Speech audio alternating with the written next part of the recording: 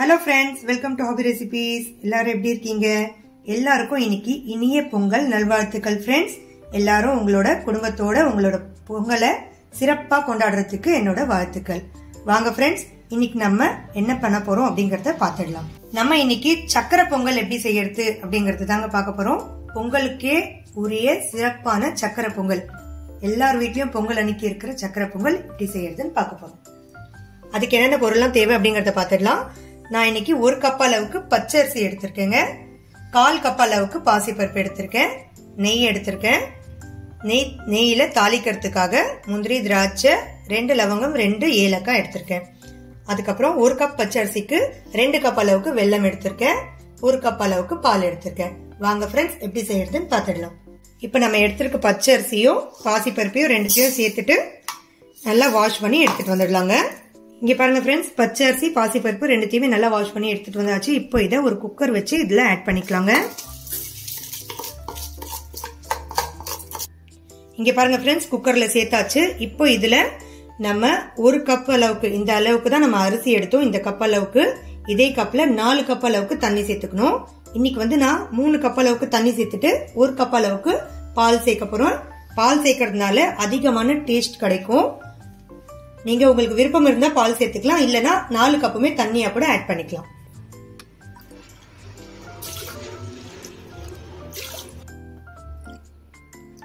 மூணு கப் அளவுக்கு தண்ணி சேர்த்தாச்சு.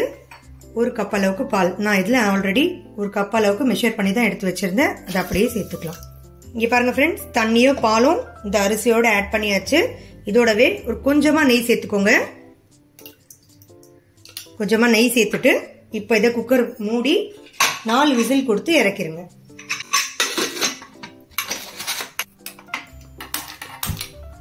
நாலு விசில் இறக்கின உடனே நம்ம ஓபன் பண்ணி பாத்துடலாம்.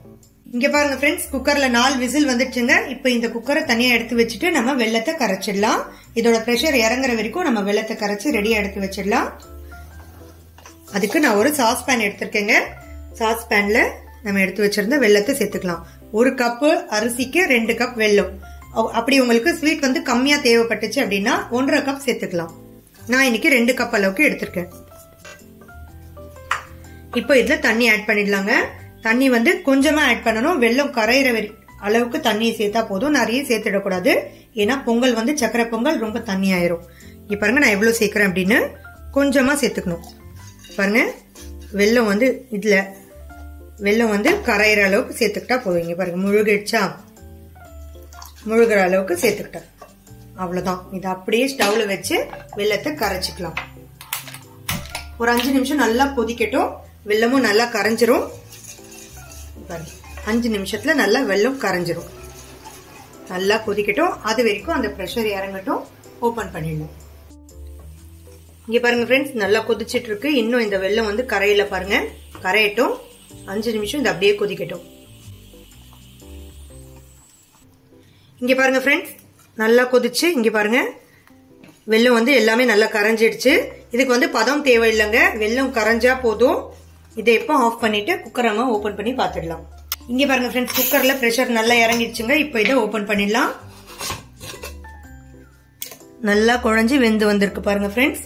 இங்க பாருங்க, இப்போ இதுல ஒரு கரண்டி வச்சு நல்லா மசிச்சு விட்டுருங்க. பாருங்க, இதை நல்லா மசிச்சு விட்டுடணும். நம்ம நெய் சேர்த்ததால இங்க பாருங்க, ஒன்னோட ஒண்ணு ஒட்டாம சூப்பரா வந்திருக்கு பாருங்க பொங்கல். இப்ப இதை ஒரு பவுல்ல சேஞ்ச் பண்ணிக்கலாம்.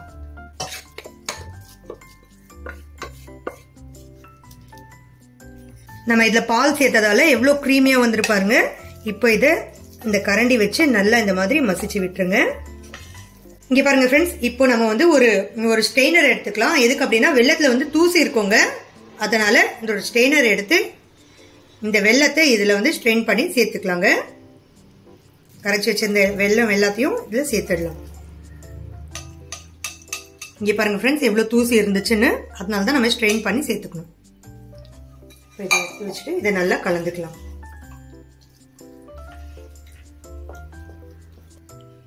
இங்க பாருங்க ஃப்ரெண்ட்ஸ், வெல்லத்தை இதுல நல்லா கலந்தாச்சு. இப்போ இதுல ஒரே ஒரு சிட்டிகை அளவுக்கு உப்பு சேர்த்துக்கலாம். பாருங்க, நான் கையில எடுத்து சேர்க்கிறேன். ஒரே ஒரு சிட்டிகை அளவுக்கு உப்பு சேர்த்துக்கோங்க. எதுக்கு அப்படின்னா இந்த ஸ்வீட்டோட டேஸ்ட் எடுத்து கொடுக்கும் இந்த உப்பு. இப்போ இதை ஸ்டவ்ல வச்சு ஒரு 5 நிமிஷத்துக்கு குக் பண்ணிடலாம். ஸ்டவ்ல வச்சு அப்படியே கிளறி விட்டு ஒரு 5 நிமிஷம் குக் பண்ணிருங்க. சக்கரை பொங்கல் வந்து இந்த அளவுக்கு கெட்டியா இருக்கணுங்க, தண்ணியா இருந்துடக்கூடாது. அப்படி நீங்க தண்ணி வெள்ளத்துல கொஞ்சம் அதிகமாயிடுச்சுன்னா கூட குக் பண்ணும்போது இது அப்படியே வந்து சுண்ட வச்சிருங்க. இங்க பாருங்க ஃப்ரெண்ட்ஸ், இது செய்யும் போது ரொம்ப கேர்ஃபுல்லா செய்யுங்க. ஏன்னா வந்து இது அப்படியே தெறிக்கும். 5 நிமிஷம் இது குக் பண்ணும்போது கேர்ஃபுல்லா குக் பண்ணுங்க, கையில பற்றாம. சிம்பிளா ஈஸியா செய்யக்கூடிய இந்த சக்கரை பொங்கலை வந்து வீட்டுல எல்லாருமே கண்டிப்பா ட்ரை பண்ணி பாருங்க. ட்ரை பண்ணி பார்த்துட்டு எப்படி இருந்துச்சு அப்படின்னு எனக்கு கமெண்ட் பண்ணி சொல்லுங்க ஃப்ரெண்ட்ஸ். இதே மாதிரி நிறைய ரெசிபிஸ் நான் என்னோட சேனல்ல அப்லோட் பண்ணிருக்கேன். உங்களுக்கு தேவைப்பட்டுச்சுன்னா நீங்க போய் பார்த்துக்கலாம். சிம்பிளா செய்யக்கூடிய இந்த சக்கரை பொங்கல் எல்லாருமே வீட்டுல கண்டிப்பா ட்ரை பண்ணி பாருங்க. அவ்வளோ டேஸ்டியா இருக்குங்க. இங்க பாருங்க, இது வந்து இன்னும் ஒரு 2 நிமிஷத்துக்கு நல்லா குக் ஆகட்டும். இங்க பாருங்க ஃப்ரெண்ட்ஸ், சக்கரை பொங்கல் நல்லா 5 நிமிஷத்துக்கு நல்லா குக் ஆயிடுச்சு. இங்க பாருங்க எவ்வளவு கெட்டி ஆயிடுச்சு அப்படின்னு. சக்கரை பொங்கல் இந்த பதத்துக்கு இருக்கணுங்க, தண்ணியா இருந்துடக்கூடாது. இந்த பதம் வர வரைக்கும் நீங்க குக் பண்ணிக்கோங்க. இங்க பாருங்க இந்த பதத்துக்கு வரணும். இதே மாதிரி அரிசி வந்து நல்லா குழஞ்சு இருக்கணும். இப்போ இதை இறக்கி வச்சுட்டு தாளிச்சு சேர்த்துடலாங்க. தாளிக்கிறதுக்காக நான் ஒரு சின்ன ஃப்ரைங் பேன் வச்சுக்கிறேன். வச்சுட்டு அதுல நெய் சேர்த்துக்கலாங்க. நம்ம நெய் எவ்வளவு சேர்க்கிறோமோ அவ்வளோக்கு அவ்வளோ சக்கரை பொங்கல் சூப்பரா இருக்கும்.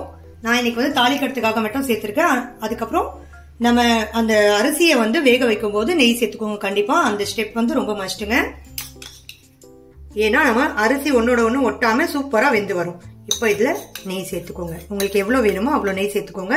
எவ்வளவு சேர்க்கிறீங்களோ அவ்வளவு சூப்பரா இருக்கும். இங்க பாருங்க ஃப்ரெண்ட்ஸ், நெய் சூடாயிடுச்சு. இப்போ இதுல முந்திரி, திராட்சை, ஏலக்காய், கிராம்பு எல்லாமே நம்ம எடுத்து வச்சது எல்லாத்தையும் சேர்த்துடலாம். சேர்த்துட்டு ஒரு 2 நிமிஷத்துக்கு ஃப்ரை பண்ணிட்டு அதுல கலந்து விட்டுடலாம். இங்க பாருங்க ஃப்ரெண்ட்ஸ், திராட்சை நல்லா உப்பி வந்துடுச்சு. இப்போ இதை இதுல சேர்த்துடலாங்க.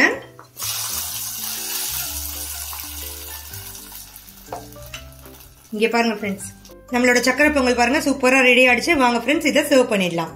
இங்க பாருங்க ஃப்ரெண்ட்ஸ், எவ்வளவு சூப்பரான சக்கரை பொங்கல் அட்டகாசமா ரெடி ஆயிடுச்சுங்க. ஈஸியாவும் செஞ்சிட்டோம். இதே மாதிரி நீங்க எல்லாருமே உங்க வீட்டுல கண்டிப்பா ட்ரை பண்ணி பாருங்க ஃப்ரெண்ட்ஸ். இந்த வீடியோ உங்களுக்கு கண்டிப்பா பிடிச்சிருக்கும் நம்புறேன். பிடிச்சிருந்துச்சுன்னா லைக் பண்ணுங்க, ஷேர் பண்ணுங்க, கமெண்ட் பண்ணுங்க. மறக்காம என்னோட சேனலுக்கு சப்ஸ்கிரைப் பண்ணுங்க ஃப்ரெண்ட்ஸ். தேங்க்யூ.